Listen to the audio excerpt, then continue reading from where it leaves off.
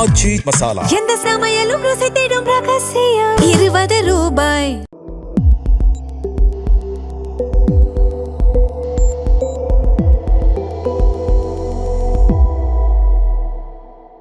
தமிழ் தடம் நேயர்களுக்கு வணக்கம். நம்மோடு உரையாட ஊடகவியலாளர் திரு கேப்ரியல் இணைந்திருக்காங்க. வாங்க பேசலாம். அதற்கு முன்பாக சப்ஸ்கிரைப் பண்ணுங்க, தொடர்ந்து உங்களுடைய ஆதரவை தமிழ் தடம் சேனலுக்கு கொடுங்க. வணக்கம். வணக்கம். வர 20ஆம் தேதி மழைக்கால கூட்டத்தொடர் தொடங்குது. அந்த கூட்டத்தொடரில் நிறைய மசோதாக்களை கொண்டு வர பாஜக திட்டமிட்டிருக்காங்க அப்படின்ற செய்திகள்லாம் வருது. குறிப்பாக தொகுதி மறுவரையறை மற்றும் பெண்களுக்கான அந்த இடஒதுக்கீட்டு மசோதா கொண்டு வர திரும்ப திட்டமிட்டிருக்காங்க. ஏப்ரல் மாதம் கொண்டு வந்து தோல்வி அடைஞ்சிது. ஸோ திரும்ப அதை கொண்டு வந்து நிறைவேற்ற திட்டமிட்டிருக்காங்க அப்படின்ற ஒரு விஷயங்கள்லாம் வந்துகிட்டு இருக்கு.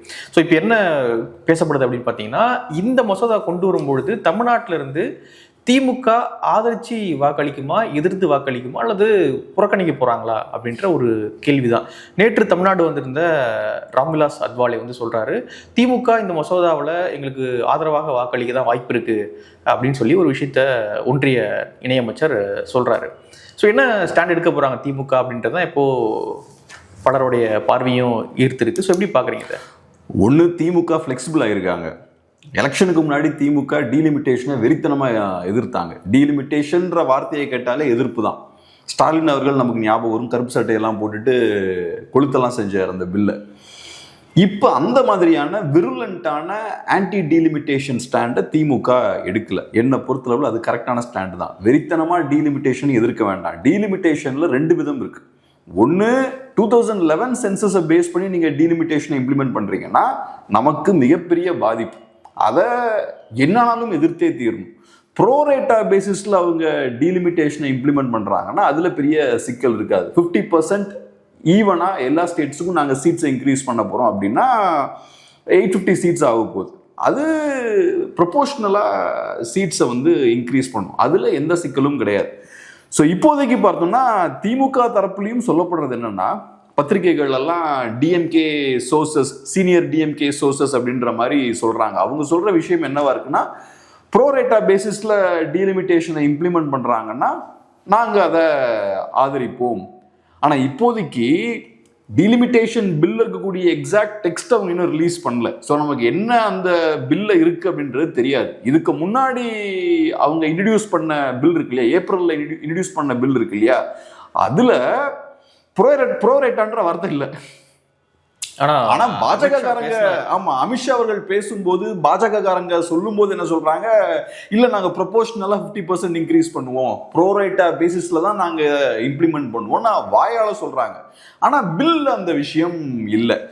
இப்ப வரக்கூடிய செஷன்ல அவங்க கொண்டு வர போறாங்க, இன்ட்ரடியூஸ் பண்ண போற பில் இருக்கு இல்லையா, அதுல எக்ஸாக்டா என்ன டெக்ஸ்ட் இருக்கு அப்படின்றது நமக்கு தெரியாது. ஸோ இப்ப திமுகவோட நிலைப்பாடு இப்ப மாறி இருக்கு. இப்ப அவங்க என்ன சொல்றாங்க, நாங்க பில்லை நாங்க ஸ்டடி பண்ணுவோம், ஸ்டடி பண்ணதுக்கு அப்புறம் அதுல தமிழ்நாட்டுக்கு பாதிப்பு ஏற்படுத்தக்கூடிய விஷயங்கள் இருந்தா நாங்க எதிர்ப்போம், இல்ல தமிழ்நாட்டுக்கு ஒரு பாதிப்பும் இல்லைன்னா நாங்க ஆதரிப்போம் அப்படின்ற நிலைப்பாட்டுக்கு வந்திருக்காங்க. இந்த நிலைப்பாடே காட்டக்கூடிய விஷயம் என்னன்னா, டீலிமிட்டேஷனை திமுக அப்ரோச் பண்ணக்கூடிய விதம் மாறி இருக்கு. ஆர்எஸ் பாரதி கூட சொல்லியிருக்காரு, எங்களுடைய கோரிக்கைகள் ஏற்கப்பட்டு மசோதாவில் திருத்தங்கள் கொண்டு வரப்பட்டு இருந்ததுன்னா நாங்கள் ஆதரிப்போம், அதில் ஒன்றும் பிரச்சனை இல்லை அப்படின்றத சொல்லியிருக்காரு. முன்னாடி இருந்த திமுகவுக்கும் இப்போ இருக்கக்கூடிய திமுகவுக்கும் கொஞ்சம் வித்தியாசம் தெரியுது. இப்போ என்ன சிக்கல்னு பார்த்தோம்னா, டீலிமிட்டேஷனை வச்சு திமுக ஓரளவுக்கு அரசியல் பண்ணிட்டாங்க. ஃபர்ஸ்ட் ஸ்டார்டிங்கில் டீலிமிட்டேஷனாலே அடிதான். அப்புறம் நீங்கள் வெறித்தனமாக பொலிட்டிக்ஸ் பண்ணிட்டீங்க ஆன்டி பிஜேபியை. பிஜேபி ஏதாவது கொண்டு வந்தால் அப்போஸ் பண்ணுன்ற இடத்துக்கு அரசியலை கொண்டு போயிட்டீங்க. இப்போ எலெக்ஷன் முடிஞ்சாச்சு, காங்கிரஸ் பார்ட்டி அங்கே போயிட்டாங்க, நீங்கள் இந்தியா அலையன்ஸ் பிளாக்ல நீங்கள் இல்லை. இப்போ அதே மாதிரி வெறித்தனமாக நீங்கள் அரசியல் பண்ண முடியாது. இப்போ ஸோ இப்போ திமுகவை பொறுத்தளவில் இப்போ அவங்க எடுக்கக்கூடிய நிலைப்பாடு இருக்குல்ல, இதுதான் கரெக்டான நிலைப்பாடு. ஆனால் இப்போ அவங்களுக்கு என்ன சிக்கல்னா, நேற்று பேசின பேச்சையும் இன்னைக்கு அவங்க பேசக்கூடிய பேச்சையும் ஒப்பிட்டு பார்க்கும்போது கொஞ்சம் காம்ப்ரமைஸாக இருக்குது. ஸோ அது இப்போ அவங்களுக்கு சிக்கலை ஏற்படுது. இப்போ ப்ரோரேட்டா பேசிஸில் அவங்க இன்க்ரீஸ் பண்ணுறாங்கன்னா சீட்ஸை, அதில் எந்த சிக்கலும் கிடையாதுக்கான காரணம் என்னென்னா, இப்போ ஒரு சின்ன எக்ஸாம்பிள் சொல்கிறேனே, 2024 பாஜக 240 சீட்ஸ் வச்சிருக்காங்க, காங்கிரஸ் 99 சீட்ஸ் வச்சிருக்காங்க, என்டிஏ அலைன்ஸ் ஓவராலாக பார்த்தோம்னா 293 சீட்ஸ் வச்சிருக்காங்க, இந்தியா அலைன்ஸ் 234 சீட்ஸ் ஜெயிச்சிருக்காங்க. பர்சன்டேஜ் வைஸ் பார்த்தோம்னா என்டிஏ வந்து 53% சீட்ஸை வின் பண்ணியிருக்காங்க, இந்தியா அலைன்ஸ் 43% சீட்ஸை வின் பண்ணியிருக்காங்க, பிஜேபி 36% சீட்ஸை வின் பண்ணியிருக்காங்க, காங்கிரஸ் 21% சீட்ஸை வின் பண்ணியிருக்காங்க. இப்போ இந்த நம்பர்ஸ் இருக்குல்ல, இது எல்லாத்துலேயுமே இப்போ ஒவ்வொரு கட்சியும் ஒவ்வொரு அலைன்ஸும் வின் பண்ண நம்பர்ஸ் இருக்குல்ல, இது 50% சீட்ஸ் ஆட் பண்ணுங்க. எக்ஸ்ட்ரா ஒரு 50% சீட்ஸை நீங்கள் ஆட் பண்ணாலும் நான் சொன்ன இந்த பெர்சன்டேஜ் இருக்குல்ல மாறாது. ஸோ அதனால தான் நீங்கள் வந்து ஒவ்வொரு ஸ்டேட்டுக்கும் ஒரு வெயிட்டேஜ் இருக்கு. அந்த வெயிட்டேஜை நம்ம ப்ரொடெக்ட் பண்ணணும். நம்பர் முக்கியம் இல்லை. நம்ம ஆளுங்க உடனே தமிழ்நாட்டுக்கு 50% நீங்கள் சீட்ஸை இன்க்ரீஸ் பண்ணுறீங்கன்னா 39லேருந்து 59 ஆகும்னு நினைக்கிறேன். 59 வரும், 39லேருந்து 59 மாறும். அதே இது நீங்கள் யூபிக்கு இன்க்ரீஸ் பண்ணுறீங்கன்னா 80லேருந்து 120 மாறும். ஸோ யூபிக்கு 40 இன்க்ரீஸ் ஆகுது, நமக்கு 20 தான் இன்க்ரீஸ் ஆகுது அப்படின்றாங்க. அப்படிதான் ஆக முடியும். ஏன்னா உங்களுக்கு 39 தானே இருக்கு. 39 சீட்ஸ் இருக்கக்கூடிய தமிழ்நாட்டுக்கும் 80 சீட்ஸ் இருக்கக்கூடிய யூபிக்கு ஒரே மாதிரி இன்க்ரீஸ் ஆக முடியாது. ப்ரொபோஷனலா தான் இன்க்ரீஸ் ஆக முடியும். விஷயம் என்னன்னா வெயிட்டேஜ் கரெக்டா இருக்கு. ஓவரால் நமக்கு இருக்கக்கூடிய சீட்ஸ்ல பெர்சன்டேஜ் எவ்வளவு அது மாறக்கூடாது. அதுதான் நம்ம ஸ்டேட்டோட வெயிட்டேஜ். பெர்சன்டேஜ் கரெக்டா இருந்ததுனாலே வெயிட்டேஜ் வந்து பாதிக்கப்படவில்லை. அந்த லாஜிக்கை புரிஞ்சுக்கணும். இல்ல போது இங்க 60 நம்பரை மட்டும் பார்க்க கூடாது. அவங்களுக்கு 40 நமக்கு 20 அப்படின்னு பார்க்க கூடாது. ஸோ ஓவராலா ப்ரொபோஷனலா பார்க்கணும். நம்ம வெயிட்டேஜ் வந்து ப்ரிசர்வ் பண்ணப்படுது. ஆனா இங்க சிக்கல் என்னன்னு பார்த்தோம்னா 2011 சென்சஸ் படி போனீங்கன்னா நமக்கு பலவீனம் ஏற்படும். நம்மளோட வெயிட்டேஜை நம்ம இழப்போம். ஸோ அதனால வெறித்தனமா அதை அப்போஸ் பண்ணணும். ஸோ இப்போ நமக்கு ஆக்சுவலான டெக்ஸ்ட் என்னன்னு தெரில. அதனால நம்மளும் வெயிட் பண்ணுவோம். திமுகவும் இப்போ ஸ்டாண்டை மாற்றிருக்காங்க, நாங்களும் வெயிட் பண்ணுறோம் அப்படின்ற இடத்துக்கு இப்போ திமுகவும் வந்திருக்காங்க. பட் இப்போ காங்கிரஸை பொறுத்தளவில் இது நேஷனல் பொலிட்டிக்ஸ் சம்மந்தப்பட்ட விஷயம். ஸோ அவங்க அக்ரெசிவான ஒரு ஸ்டாண்ட் அவங்க எடுக்கிறாங்க. எப்போ எடுக்கிற ஸ்டாண்ட் அவங்களோட நிலைப்பாட்டில் பெரிய மாற்றம் இல்லை. திமுகவோட நிலைப்பாட்டில் மாற்றம் இருக்கு. இப்போ ரெண்டாவது விஷயத்துக்கு வருவோம். இப்போ திமுக முக்கியமான ஒரு இடத்துல இருக்காங்க. திமுகவுக்கு 22 சீட்ஸ் இருக்கு. என்சிபி கிட்ட 8 சீட்ஸ் இருக்கு. 8 நினைக்கிறேன். 8 சீட் அவங்களுக்கு இருக்கு. ஸோ திமுக பிளஸ் என்சிபி எடுத்துக்கிட்டோம்னா 30 சீட்ஸ். இப்போ ஏப்ரல்ல ஏற்கனவே அவங்க இந்த பில்லை இன்ட்ரடியூஸ் பண்றாங்க, டேபிள் பண்றாங்க. அப்போ அது வீழ்த்தப்படுது. பார்த்தோம்னா அப்போ அந்த டைம்ல 298 ஓட்ஸ் தான் பிஜேபி கிட்ட இருக்கு.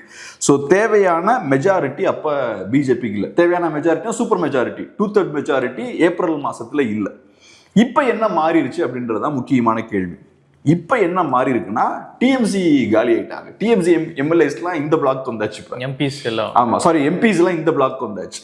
அதே மாதிரி சிவசேனாவுக்கு பார்த்தீங்கன்னா சிவசேனா இது உத்தவ் தாக்கரே கேம்ப்ல இருந்து 6 எம்பிஸ் பார்த்தோம்னா அவங்களும் இப்போ இந்த பிளாக்குக்கு வந்தாச்சு. இது போதுமான்னு கேட்டால் போதாது. இன்னும் நிறைய சீட்ஸ் தேவைப்படுது. 2/3 மெஜாரிட்டினா 362 சீட்ஸ் தேவைப்படுது. ஸோ இப்போ டிஎம்கே பிளஸ் என்சிபி அப்ஸ்டெயின் ஆகிறாங்கன்னு வச்சுப்போம், ஓட்டு போடாமல் தவிர்க்கிறாங்கன்னு வச்சுப்போம். அப்பயுமே இந்த பில்லை பாஸ் பண்ண முடியாது.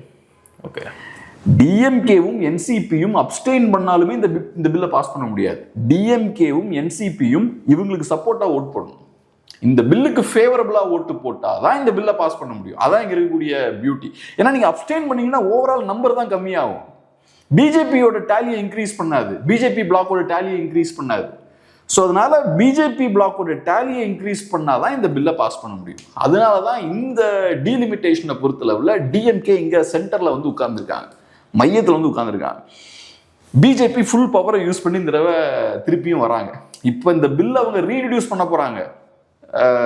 இப்போ நடக்க போற பார்லிமெண்ட்ரி செஷன்ல திரும்பவும் அவங்க பல்பு வாங்கினாங்கன்னா அது அவங்களுக்கு பெரிய அசிங்கம். பிளான் பண்ணி தான் வருவாங்க. ஆமா. ஸோ அதனால இப்போ டிஎம்சி எம்பிஸோட எண்ணிக்கையும் ஆட் ஆகுது. அதே மாதிரி இப்போ சிவசேனா உத்தவ் தாக்கரே கேம்ப் எம்பிஸோட நம்பரும் ஆட் ஆகுது. ஸோ இப்போ டிஎம்கேவையும் என்சிபியும் உள்ள இழுத்தாச்சுன்னா, அவங்களோட அந்த ஓட்ஸையும் உள்ள கொண்டு வந்தாச்சுன்னா கம்ஃபர்டபுளா இதை கொண்டு வர முடியும். என்ன ஆதரவு கேட்குறாங்க. கண்டிப்பா திமுக ஆதரவு அவங்களுக்கு தேவை. இப்ப என்னன்னா திமுக இதை பண்றாங்கன்னா, ஒன்று நான் சொன்ன மாதிரி இது ப்ரோரேட்டா பேசிஸ்ல இருந்தாலும் சரி, சென்சஸ் பேசிஸ்ல இருந்தாலும் சரி, திமுக இந்த பில் ஆதரிச்சாங்கன்னா அவங்களுக்கு சிக்கல் தான். ப்ரோரேட்டா பேசிஸ்ல இருந்தா கூட அது தமிழ்நாட்டுக்கு பாதிப்பு இல்லை. ஆனா திமுக அதை ஆதரிச்சாங்கன்னா சிக்கல் தான். நரேட்டிவ் வேற மாதிரி. ஆமா, இந்தியா அலைன்ஸ் அதை ஆதரிக்காம திமுக மட்டும் ஆதரிக்கிறாங்கன்னு வச்சுக்கோங்க, அப்ப சிக்கல் தான். இல்ல இந்தியா அலைன்ஸுமே ஆதரிக்கிறாங்க, அந்த பில்ல எந்த சிக்கலுமே இல்லை, இந்தியா அலைன்ஸுமே ஆதரிக்கிறாங்கன்னா பிரச்சனை இல்லை. இந்தியா அலைன்ஸ் ஆதரிக்காம டிஎம்கே அந்த பில்ல சப்போர்ட் பண்ணி ஓட் போடுறாங்கன்னா அது திமுகவுக்கு சிக்கல் தான். ஏன்னா நீங்க சொன்ன மாதிரி நரேட்டிவ் வைஸ் பார்க்கும்போது பாஜக கிட்ட போயிட்டாங்கடா அப்படின்னு சொல்லிடுவாங்க. இப்ப ப்ரோரேட்டா பேசிஸ் இல்லாம சென்சஸ் பேசிஸ்ல வருதுன்னு வச்சுப்போம், அதை திமுக ஆதரிக்கிறாங்கன்னா திமுகவுக்கு பெரிய டிசாஸ்டரா போய் முடிஞ்சிருவாது. தமிழ்நாடுக்கும் பிரச்சனை, திமுகவுக்கும் பிரச்சனை. என்ன பொறுத்தளவில் அதெல்லாம் பண்ண மாட்டாங்கன்னு நினைக்கிறேன். ஆனா அந்த மாதிரியான ஒரு சூழல் ஏற்பட்டு திமுக அந்த பில்லை சப்போர்ட் பண்றாங்கன்னா அது பெரிய ஒரு டிசாஸ்டரை அது ஏற்படுத்தும். ஏன்னா திமுகவோட அரசியலே பாஜக எதிர்ப்பு தான். இப்ப நீங்க கேட்கலாம், வாஜ்பாய் பீரியட்ல திமுக அலைன்ஸ் வச்சாங்களே, அந்த மாதிரி இந்த இடத்துலயும் மேபி காம்ப்ரமைஸ் பண்ணலான்னு. அந்த டைம்ல நீங்க காம்ப்ரமைஸ் பண்ணதால உங்களுக்கு லாபம் பெருசா இருந்தது, அமைச்சரவையில் உங்களுக்கு இடம் கிடைச்சது. இங்க அந்த மாதிரியான லாபம் இல்லை. ஸோ இவ்வளோ பெரிய பாதிப்பை திமுக ஃபேஸ் பண்ணணும்னா டிலிமிட்டேஷன் பில்லை சப்போர்ட் பண்றதால திமுகவுக்கு பெரிய பாதிப்பு இருக்கு. ஸோ இவ்வளோ பெரிய பாதிப்பை திமுக ஃபேஸ் பண்ணணும்னா லாபம் என்னன்ற கேள்வியும் இருக்கு. அப்ப லாபம் அதிகமா இருந்தது பண்ணாங்க, இங்க லாபமும் அவங்களுக்கு இல்லை. லாபம் என்ன? ஒன்றும் கிடையாது. பாஜகவுக்கு லாபம் இருக்கு, அவங்களுக்கு நேஷனல் லெவல் இது ஒரு பெரிய சிக்கல். ஆனால் திமுகவுக்கு இங்கே ஒரு லாபமுமே இல்லை. ஸோ அதனால இது அவங்க பண்ணுவாங்களான்னு எனக்கு தெரியல. பண்ணுனாங்கன்னா மிகப்பெரிய ஒரு டிசாஸ்டரா போகும். ஆனால் இங்கே இருக்கக்கூடிய விஷயம் என்னன்னா, இப்போ திமுகவும் என்சிபியும் ஃபாரா ஓட் பண்ணும், இல்லைன்னா அப்ஸ்டெயின் பண்றாங்கன்னா வேற சில கட்சிகளை உள்ள கொண்டு வரணும். பிஜேபி பிளாக் இருக்குல்ல, வேற சில கட்சிகளை அந்த பில்லை சப்போர்ட் பண்ணி ஓட் போட வைக்கணும். ஒய்எஸ்ஆர் காங்கிரஸோ பிஆர்எஸோ இவங்கெல்லாம் பிஜேபி பிளாக்ல அவங்களுக்கு ஃபேவரபுளா ஓட் போடுறாங்கன்னா அப்ப மேபி சாத்தியப்படும். பட் அதெல்லாம் எந்த அளவுக்கு பாசிபிள் நமக்கு தெரியல. ஸோ இந்த டீலிமிட்டேஷன் பில்லை பொறுத்தளவுல டிஎம்கே எனக்கு தெரிஞ்சு அப்ஸ்டெயின் பண்ணா மட்டும் பார்த்தாரு, அவங்க ஃபாரா ஓட் பண்ணணும், அப்பதான் அது பிஜேபிக்கு பயனளிக்கும். ஓகே, இந்த சூழலில் வந்து தமிழ்நாட்டில் ஆட்சியிலே இருந்தாலும் டிவிகேவுக்கு பெரிய ரோல் இல்லை இதில். ஏன்னா அவங்களுக்கு எம்பிஸே கிடையாது. ஆனால் அவங்க கூட்டணியில் இருக்கக்கூடிய கட்சிகள் வாக்களிக்க போகிறாங்க, எதிர்த்து தான் வாக்களிக்க போகிறாங்க. ஸோ தமிழ்நாட்டில் இது எப்படி பொலிட்டிக்கலாக சேஞ்ச் ஆகும், ஏன்னா ஒரு தாக்கத்தை ஏற்படுத்தும் அப்படின்னு பார்க்குறீங்க? இப்போ இந்த மாதிரியான காலகட்டத்தில் தான் தமிழ்நாட்டில் ஸ்ட்ராங்கான ஒரு ரூலிங் பார்ட்டி இருக்கணும், ஒரு ஸ்ட்ராங்கான ஒரு கவர்மெண்ட், ஸ்ட்ராங்கான ஒரு ரூலிங் பார்ட்டியோட தேவை இந்த மாதிரியான காலகட்டங்களில் தான் அதிகமாக இருக்கும். இப்போ இந்த இடத்துல ஒரு ஸ்ட்ராங்கான கவர்மெண்ட் இருக்குன்னு வச்சுப்போம், ஒரு ஸ்ட்ராங்கான ஒரு பார்ட்டி பவரில் இருக்குன்னு வச்சுப்போம், அவங்க டஃப்பாக இதை டீல் பண்ணுவாங்க, டஃப்பாக டீல் பண்ணணும். தாவேக்காவை பொறுத்தளவில் இப்போ எல்லாரும் பார்க்குறதுன்னா அவங்ககிட்ட எம்பியே இல்லை, அவங்களோட அந்த ராஜ்யசபா எம்பியும் அவங்க காங்கிரஸ் கிட்ட கொடுத்துட்டாங்க. ஸோ இந்த பஞ்சாயத்துக்குள்ள நம்ம போகக்கூடாதுன்னு அவங்க விரும்புகிறாங்க. ஏன் இந்த பஞ்சாயத்துக்குள்ள நம்ம கையை வச்சோம்னா நமக்கு பிரச்சனை, உங்களுக்கு பிரச்சனையோ இல்லையோ சார், லோக்சபாவில் நடக்கிற விஷயங்கள்லாம் தமிழ்நாட்டை பாதிக்கும். நீங்க உங்களுக்கு பிரச்சனை வரக்கூடாதுன்றதுக்காக அதை தவிர்க்கிறீங்க. நீங்க பேசும்போதெல்லாம் திமுக எதிர்த்து தான் பேசுறீங்க, டீலிமிட்டேஷனை பத்தி பேசும்போது 20 செகண்ட் தான் பேசுறீங்க. அதுவும் எதுக்கு பேசுறீங்க? பாஜகவோட உங்களை கனெக்ட் பண்ணிடக்கூடாது, அதுக்காக லைட்டா டச் பண்ணிட்டு எஸ்கேப் ஆகிறீங்க. ஆனா அந்த பார்லமெண்ட் பில்டிங்ல நடக்கக்கூடிய விஷயங்கள் தமிழ்நாட்டை பாதிக்கும். அப்ப இதெல்லாம் நான் சொல்றதுக்கான காரணம் என்னன்னா, உங்ககிட்ட இப்ப எம்பிஸ் இருக்காங்க இல்லைன்றதெல்லாம் செகண்டரிங்க. ஆனா நீங்க ஒரு ஸ்ட்ராங்கான பார்ட்டியா இருக்கணும். நீங்க ஒரு ஸ்ட்ராங்கான பார்ட்டியா இருந்தா நீங்க மக்களை திரட்டலாம்.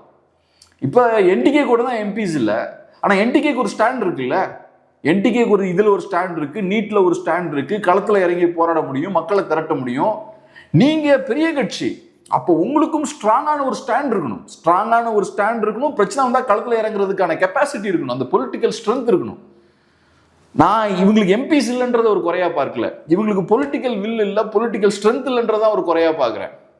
ஸோ இன்னைக்கு தமிழ்நாட்டில் ஒரு மிகப்பெரிய கட்சியா இருக்காங்க, ஆனா இவங்களோட பொலிட்டிக்கல் ஸ்ட்ரென்த்லாம் ஒன்றும் கிடையாது. ஆக்சுவல் பொலிட்டிக்கல் ஸ்ட்ரென்த், களத்துல இறங்கி அரசியல் பண்றதுக்கான ஸ்ட்ரென்த் ஒன்றும் கிடையாது. சும்மா இந்த மாதிரி விஜய் அவர்கள் மட்டும் பேசலாம், அப்பப்ப இங்க கீழே இருக்கவங்கலாம் ரசிகர்கள்லாம் கைதட்டலாம். அதை தாண்டி ஒரு பெரிய ஒரு மாஸ் மூமெண்டா கொண்டு போறதுக்கான ஸ்ட்ரென்த் இவங்ககிட்ட கிடையாது. அது ஒரு பெரிய வீக்னஸ். இன்னைக்கு இந்த வீக்னஸ் இருக்கிறதால தான் எல்லாம் நோண்டி பார்க்குறாங்க தமிழ்நாட்டை. இப்ப கர்நாடகாரன் நோண்டி பார்க்குறான், இங்கே லா அண்ட் ஆர்டர் இஷ்யூஸ்லாம் நிறைய பிரச்சனைகள் வருது. ஏன்னா கிரிமினல்ஸுக்கும் தெரியும் வீக்கான கவர்மெண்ட் தான் உட்காந்துருக்குன்னு. அப்புறம் அரசியல்வாதிகளுக்கும் தெரியும். ஸோ இதுதான் இந்த மாதிரியான பிரச்சனைகள், தமிழ்நாடோட உரிமைகள் சார்ந்த பிரச்சனைகள்லாம் வரும்போது தான் ஒரு வீக்கான ஒரு பார்ட்டி கவர்மெண்ட் ரன் பண்ணும்போது பிரச்சனைகள் வரும். தாவேக்காவை பொறுத்தளவுல நீங்க எனக்கு தான் நீங்க கேட்ட கேள்வி என்னன்னா பொலிட்டிக்கலா கேட்குறீங்க. வெறும் அந்த ஆங்கிள் மட்டும் பார்க்கறது எனக்கு விருப்பம் இல்லை. பொலிட்டிக்கலா பார்க்கும்போது தாவேக்காவுக்கு பாஜக எதிர்ப்பால பிரயோஜனம் இல்லை. ஆனா தமிழ்நாட்டுக்கு இழப்பு இருக்குல்ல. டீலிமிட்டேஷனை சென்சஸ் பேஸ்ல கொண்டு வராங்கன்னா, 2011 சென்சஸ் பேஸ்ல கொண்டு வராங்கன்னா பெரிய பெரிய சிக்கல் தமிழ்நாட்டுக்கு. அது இதுல பெரிய சிக்கல் என்னன்னா, ஏப்ரல் மாதம் அவங்க இன்ட்ரடியூஸ் பண்ண பில்ல ப்ரோரேட்டான்ற அந்த கான்செப்ட்லாம் இல்லை. அதுல ப்ரொபோஷனல் 50% இன்க்ரீஸ்லாம் அதில் மென்ஷன் பண்ணல. அப்போ அது பெரிய ரிஸ்க் நமக்கு. என்ன பண்ணியிருக்காங்கன்னு தெரியல, தான் தெரியும். அது ஏன்னா நிறைய சட்ட ரீதியான சிக்கல்கள்லாம் இருக்குன்னு சொல்றாங்க. ஏன்னா சென்சஸ்ன்றதே ஒரு ஸ்டேட்டோட பாப்புலேஷனுக்கும் அவங்க கொடுக்கக்கூடிய சீட்ஸும் ப்ரொபோஷனலா இருக்கணும். அதான இந்தியன் கான்ஸ்டிடியூஷன்ல அந்த பொருளை தானே அவங்க இதை கொண்டு வராங்க. டீலிமிட்டேஷனை ஒரு ஒரு ஸ்டேட்டுக்கு இவ்வளவு பாப்புலேஷன் இருக்குன்னா அதுக்கேற்ற ப்ரொபோஷனலான சீட்ஸ் இருக்கணும் லோக்சபால.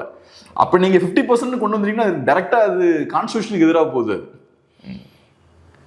ஏகப்பட்ட சிக்கல்கள் இதுக்குள்ள இருக்கு. அதனால அமெண்ட்மெண்ட்லாம் தேவைப்படுது. ஸோ இந்த இடத்துல வெறும் பொலிட்டிக்ஸ்ன்றதை தாண்டி தமிழ்நாடு நலன் சார்ந்த விஷயம். இப்போ நாளைக்கே ப்ரோரேட்டா பேசிஸ்ல இல்லாம சென்சஸ் பேசிஸ்ல அவங்க டீலிமிட்டேஷனை புஷ் பண்றாங்கன்னா டிவிகேவால என்ன பண்ண முடியுன்ற கேள்வி இருக்கு. ஓகே, பொலிட்டிக்கல் பாயிண்ட் ஆஃப் வியூலேருந்து பார்க்கும்போது இது திமுகவுக்கு பெரிய சிக்கல் தான். பாஜக டிவிகேவும் ஒரு பெரிய ஒன்றும் பிரச்சனை இல்லை. அதை பாருங்க, அவங்க தான் அந்த பக்கம் இருக்காங்க. அவங்க பாட்டு அரசியல் பண்ணிட்டு போயிடுவாங்க. தீய சக்தி ஆட்சி பூச்சி ஏதாவது கதையை பேசிட்டு போயிடுவாங்க. அவங்களுக்கு என்ன, அவங்ககிட்ட எம்பிஸே இல்லை. ஆனால் தமிழ்நாட்டுக்கு பெரிய இழப்பு. திமுகவை பொறுத்தளவுல சிக்கல் என்னன்னா, அவங்க இந்த பில்லுக்கு எதிராக ஓட் போடுறாங்கன்னா அது காங்கிரஸ் பிளஸுக்கு அது ப்ராஃபிட்டாக போய் முடிஞ்சிடும். பில்லுக்கு ஆதரவா? ஆமாம், பில்லுக்கு ஆதரவா இல்லை, பில்லுக்கு எதிராக ஓட் போட்டா நான் சொல்றேன். பில்லுக்கு எதிராக, இந்த பில்லுக்கு எதிராக ஓட் போட்டா அது இந்தியா அலைன்ஸோட ஸ்டாண்டு தானே. ஸோ காங்கிரஸ் பார்ட்டி திமுகவை துரத்திடிச்சிட்டாங்க. லிட்டரலாக அதான் பண்ணியிருக்காங்க. அவங்க வெளியே வந்துட்டாங்க அலைன்ஸ்ல இருந்து. அப்புறம் வேற வழி இல்லாமல் திமுக அலைன்ஸ் விட்டு வெளியே வராங்க. வெளியே வந்தது காரணம் என்ன? அந்த அலைன்ஸை பனிஷ் பண்ணணும். ஏன்னா காங்கிரஸ் பார்ட்டி எனக்கு துரோகம் பண்ணிட்டாங்க, அப்போ நான் இவங்களுக்கு ஒரு பாடம் கற்றுக் கொடுத்தா நீங்கள் வெளில வரீங்க.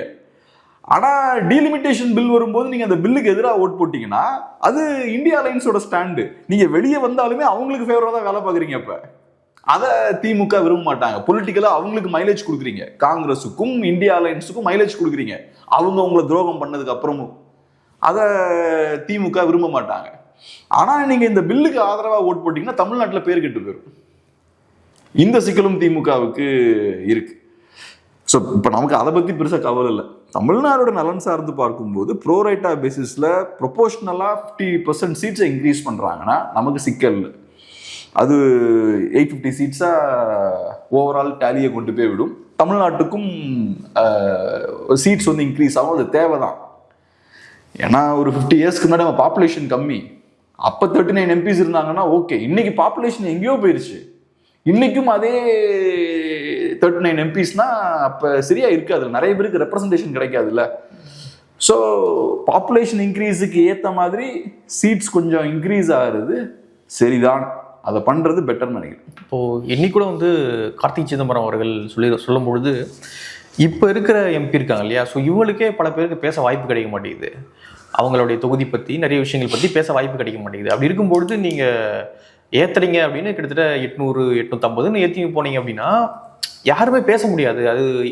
அது எஃபெக்டிவான ஒரு இதுவாக இருக்காது. பேசுறது மட்டுமே விஷயம் கிடையாது இல்லைங்க. நான் சொல்றது ரெப்ரசன்டேஷன். இப்போ 100 பேருக்கு ஒரு எம்பி இருக்கிறதுக்கும் 50 பேருக்கு ஒரு எம்பி இருக்கிறதுக்கும் டிஃப்ரென்ஸ் இருக்கு.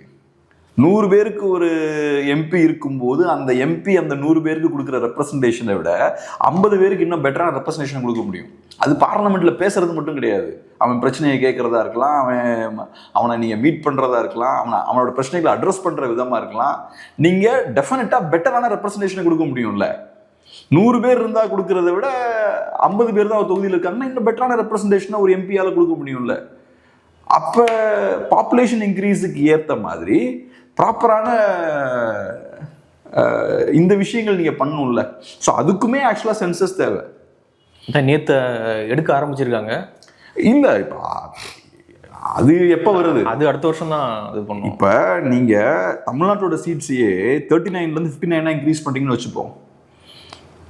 வெறுமனே நம்பர் மட்டும் கிடையாது, அப்ப நீங்க தொகுதியை வந்து ரீட்ரா பண்ணணும் ஒவ்வொரு தொகுதியும் இல்லையா. எக்ஸ்ட்ரா ஒரு 20 சீட்ஸ் வருதுன்னா அதுக்கு ஏற்ற மாதிரி தொகுதிகளை ரீட்ரா பண்ணணும். மறுவரையறை அப்ப மறுவரையறை பண்ண வேண்டியிருக்கும் நீங்க. அப்ப 2011 சென்சஸ் அதுக்கு யூஸ் பண்ணி தான் ஆகணும். அந்த இடத்துல நீங்க சென்சஸ் யூஸ் பண்ணி தான் ஆகணும். அதனாலதான் ஏப்ரல் அவங்க இன்ட்ரடியூஸ் பண்ண பில்ல 2011 சென்சஸ் எல்லாம் மென்ஷன் பண்ணியிருக்காங்க.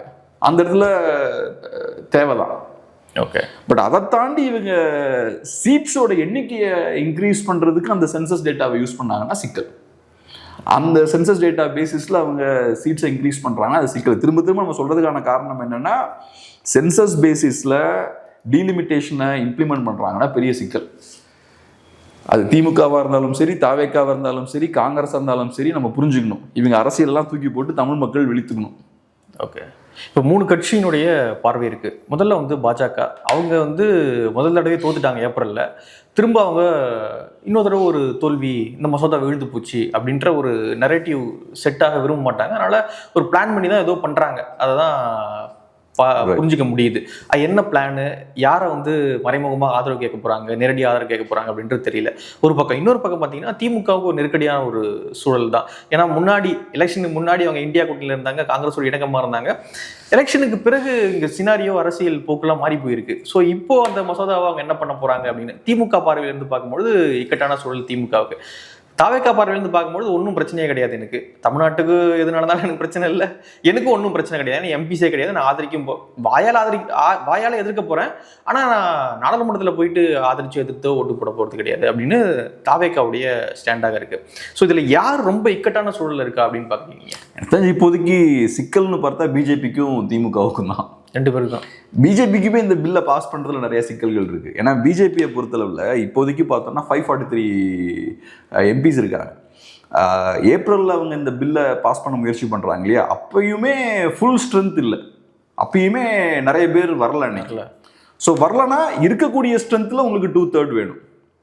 ஸோ அப்படி இருக்கக்கூடிய ஸ்ட்ரென்த்ல 2/3 வேணும் அப்படின்னு பார்த்தா கூட திமுகவும் என்சிபியும் அப்ஸ்டெயின் பண்றாங்கன்னா அது பெருசா பாஜகவுக்கு பயன் அளிக்காது. பாஜகவுக்கு இப்ப டிஎம்சியோட எம்பிஸ் இருக்காங்க, சிவசேனாவோட எம்பிஸ் இருக்காங்க. அது போக திமுகவும் என்சிபியும் அப்ஸ்டெயின் பண்ணா கூட வேலை நடக்காது. நான் சொல்றது அந்த பார்லிமெண்டோட ஸ்ட்ரென்த் கம்மியா இருந்து இதெல்லாம் நடந்தாலுமே பாஜகவுக்கு வேலை நடக்காது. பாஜகவுக்கு வேலை நடக்கணும்னா திமுகவை வழி கொண்டு வந்து ஓட் போட வைக்கணும். அது லிட்டரலா திமுகவுக்கு சூசைடா போய் முடிஞ்சிடும். இந்தியா அலையன்ஸ் எடுக்கக்கூடிய ஸ்டாண்டுக்கு எதிராக திமுக போறாங்கன்னா அது சிக்கலை ஏற்படுத்தும். ஆனா இந்த முரண் இருக்கு. அப்ப திமுக தனியா இன்னொரு அலையன்ஸ் ஃபார்ம் பண்ணுவாங்களா? இந்த முரண் ஏன் இருக்குன்னு சொல்றேன்னா, திமுகவுக்கு இந்தியா அலையன்ஸுக்கு எதிராக செயல்படணும்னு விருப்பம், அதனாலதான் வெளில வராங்க, காங்கிரஸுக்கு ஒரு பாடம் கற்றுக் கொடுக்கணும்னு. அப்ப நீங்க இந்தியா அலையன்ஸ் எடுக்கக்கூடிய ஸ்டாண்டுக்கு எதிராக தான் எடுக்கணும். ஆனா அது எடுக்கிறீங்கன்னா உங்களுக்கு பொலிட்டிக்கலா நிறைய பிரச்சனைகள் வரும். அது பிஜேபி ஸ்டாண்டா இருக்கும். ஆமா, அது பிஜேபி ஸ்டாண்டா இருக்கும். பொலிட்டிக்கலா உங்களுக்கு நிறைய பிரச்சனைகள் வரும். அப்ப திமுகவுக்கு இருக்கிற ஒரே ஆப்ஷன் என்னன்னா, காங்கிரஸால பாதிக்கப்பட்டவர்கள் நிறைய பேர் இருக்காங்கல்ல, அவங்க எல்லாம் சேர்த்து ஒரு பாதிக்கப்பட்ட ஒரு சங்கத்தை உருவாக்கணும் நேஷனல் லெவல்ல. அவங்க கிட்ட எம்பிசி இருக்கணும். பெரிய கட்சிகள் இருக்காங்கல்ல, யாரு? ஆம் ஆத்மி இருக்காங்க. ஆம் ஆத்மி இந்தியா கூட்டணியில் தான் இருக்காங்க.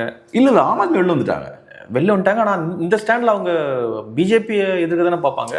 சிம்பிள்ங்க. ஏன்னா இப்பதான் ஒரு 10 எம்பி அந்த பக்கம் போய் ஒரு 7 எம்பி போயிருக்காங்க, வேற பிஜேபி கூட்டு போயிருக்காங்க ஆம் ஆத்மி எம்பிக்களை. ஸோ அப்படி இருக்கும்பொழுது ரொம்ப காங்கிரஸ் எதிர்க்கிறத விட இப்போ அவங்களுக்கு திமுக இது பிஜேபி தானே பெரிய எதிரியா. சிக்கல் என்னன்னா, ஆம் ஆத்மிக்கு ரீஜனல் லெவல்ல பிஜேபி எதிர்க்கு ஓட் கிடையாது. அவங்க பிஜேபி எதிர்த்து ஓட்ஸ் வாங்கல, அவங்க காங்கிரஸ் எதிர்த்து தான் ஓட்ஸ் வாங்கியிருக்காங்க. ஸோ அவங்க காங்கிரஸ் கூட சேர்ந்து உட்கார்றது ஒரு அலைன்ஸ்ல அது பெரிய சூசைடு அவங்களுக்கு. திமுக இந்தியா அலைன்ஸ்ல உட்கார்றது திமுகவுக்கு நல்லது, அது ஒரு நேச்சுரலான அலைன்ஸ். ஆனால் ஆம் ஆத்மிக்கு அந்த பிரச்சனை கிடையாது, அந்த வேற ஒரு பிரச்சனை இருக்கு. இந்தியா அலைன்ஸ்ல வந்து உட்கார்றாங்கன்னா ஆம் ஆத்மிக்கு சிக்கல். காங்கிரஸ் இருக்கக்கூடிய கூட்டணியில போய் ஆம் ஆத்மி இருந்தாங்கன்னா அவங்களுக்கு ஓட்ஸ் வந்து ப்ராப்பரா டிரான்ஸ்ஃபர் ஆகாது. ஏன்னா காங்கிரஸ் இருந்த இடத்துல ஆம் ஆத்மி பிடிச்சிருக்காங்க. டெல்லியிலையும் சரி, பஞ்சாப்லையும் சரி, ஈவன் குஜராத்தில் அவங்க 10% மேல ஓட்ஸ் வாங்கினாங்களே, ஏற்கனவே 10% ஓட்ஸ் வாங்கினாங்க.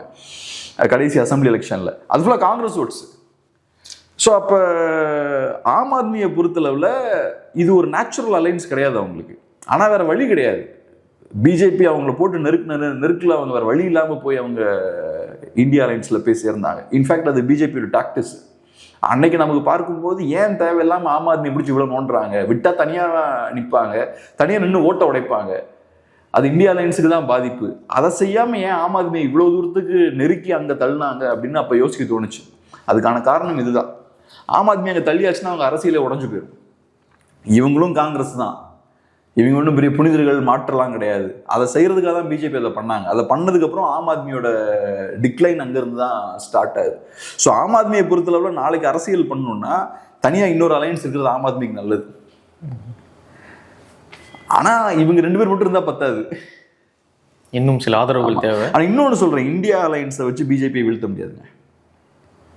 ஒன்லோ காங்கிரஸ் ஸ்ட்ராங் ஆகணும், பிஜேபி வீக் ஆகணும், காங்கிரஸ் ஸ்ட்ராங் ஆகணும், இல்லைன்னா பிஜேபி தான். ஆமாம். ஆனால் இப்போ காங்கிரஸ் ஸ்ட்ராங் ஆச்சுன்னா சிறிய கட்சிகள்லாம் பாதிக்கப்படுவாங்க. காங்கிரஸை காலி பண்ணி தான் சிறிய கட்சிகள்லாம் வளர்ந்துருக்காங்க. திருப்பி காங்கிரஸ் ஸ்ட்ராங் ஆச்சுன்னா சிறிய கட்சிகள்லாம் பாதிக்கப்படுவாங்க. சிறிய கட்சிகள்லாம் ஸ்ட்ராங் ஆனாங்கன்னா காங்கிரஸ் கோச்சுக்கிறாங்க, அவங்க விடமாட்டேங்கிறாங்க அதுக்கு. ஸோ பெஸ்ட் ஆப்ஷன் என்னன்னா காங்கிரஸ் பார்ட்டி தூக்கி வெளில போட்டுக்கிட்டு நேஷனல் லெவலில் தனியான ஒரு அலைன்ஸ் ஃபார்ம் பண்ணணும். அதுதான் பெஸ்ட் ஆப்ஷன். காங்கிரஸை கூட வச்சுக்கிட்டு இங்கே ஜெயிக்க முடியாது.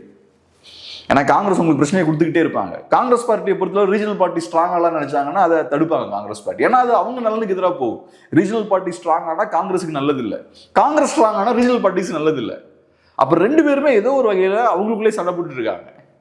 ஒவ்வொரு எலெக்ஷன் நம்ம அது பார்த்துட்டு இருக்கோம். தமிழ்நாட்டில் பார்க்குறோம், பீகாரில் பார்க்குறோம், யூபியில் பார்க்குறோம், வெஸ்ட் பெங்காலில் பார்க்குறோம். எல்லா இடத்துலையும் இந்த பிரச்சனை தான் போயிட்டு இருக்கு. காங்கிரஸ் பார்ட்டி பெரிய ஒரு லைபிலிட்டி. சிக்கல் என்ன, காங்கிரஸ் பார்ட்டி 20% ஓட்ஸும் இருக்கு. ஸோ அதனால ஏதோ ஒரு பாயிண்ட்ல காங்கிரஸ் பார்ட்டியை தாண்டி இவங்க செயல்பட ஆரம்பிக்கணும். அதுக்கான தேவையும் இருக்கு. இப்போ இந்த லாஜிக் அவங்களுக்கும் தெரியும். காங்கிரஸ் பார்ட்டியோட சேர்ந்து நம்ம ஒரு அலைன்ஸ் ஃபார்ம் பண்ற வரைக்கும் நம்மளால பிஜேபி ஒன்றும் பண்ண முடியாது. ஓகே, காங்கிரஸ் இல்லாத இந்தியா கூட்டணி அப்படி அந்த மாதிரி அண்டர்ஸ்டாண்டிங்கு போகணும். ஆனா அந்த ரிஸ்க் எடுக்கிறதும் கஷ்டம் தான். ஏன்னா காங்கிரஸ் கிட்ட 20% ஓட்ஸும் இருக்கு. ஓகே, இந்த சிக்கல் எல்லாம் இருக்கு. ஆமா, இது ஒரு சீரியஸான ஒரு இஷ்யூ, ரொம்ப ரொம்ப ரொம்ப முக்கியமான ஒரு இஷ்யூ. ஆனால் நம்ம ஊர்ல என்னன்னா இதெல்லாம் எதிர்கொள்வதற்கான ஒரு செட்டப்பும் இன்னைக்கு தமிழ்நாட்டில் இல்லை. தாவேக்காவுக்கு ஒரு அரசியலும் கிடையாது. திமுகவை பொறுத்தளவுல கொஞ்சம் சைலண்டா போறதுக்கு தான் யோசிப்பாங்க இந்த பிரச்சனையில. இதை பத்தி பெருசா பேசாம. அதிமுகவுக்கு ஒன்றும் பிரச்சனை இல்லை, அதிமுகவுக்கு இதெல்லாம் ஒன்றும் பிரச்சனை எம்பிஸ் இல்லை. ஆமா, அவங்க ஒன்றும் இதெல்லாம் கண்டுக்க மாட்டாங்க, இருந்தாலும் கண்டுக்க மாட்டாங்க. மக்களவையில் ஒன்றும் இல்லை. ஆமா. ஸோ இப்போ இதெல்லாம் ஸ்ட்ராங்காக எடுத்து பேசுறதுக்கு தமிழ்நாட்டில் கட்சிகள் இப்போ தமிழ் தேசியவாதிகள் இந்த ஆப்பர்ச்சுனிட்டிலாம் யூஸ் பண்ணணும்.